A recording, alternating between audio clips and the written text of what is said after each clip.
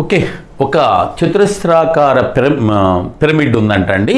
దాని యొక్క భూ చుట్టుకొలత ఎంత ఇచ్చాడు? 20 ఇచ్చాడు. భూ చుట్టుకొలత 20 అంటే భుజం ఎంత అండి?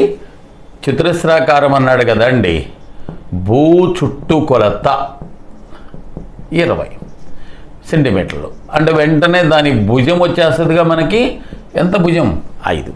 ఇప్పుడు ఏమడిగాడు? ఆ పిరమిడ్ యొక్క వైశాల్యం అడిగాడు. వైశాల్యం అడిగాడండి. పిరమిడ్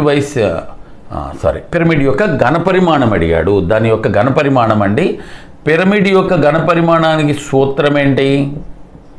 1/3 భూవైశాల్యము ఇంటూ ఎత్తు. అదే కదా, దట్ ఈస్ 1/3. భూవైశాల్యం ఎంత? ఇక్కడ భుజం 5 కదా, వైశాల్యం ఎంత అవుద్ది? 5 5 25 ఇంటూ ఎత్తు ఎంత ఇచ్చాడండి అక్కడ? 3. అది 3 3 కొట్టుకుపోతుంది కదా. ఎంత వస్తుందండి ఘనపరిమాణము? దానికి 25 ఘన సెంటీమీటర్లు.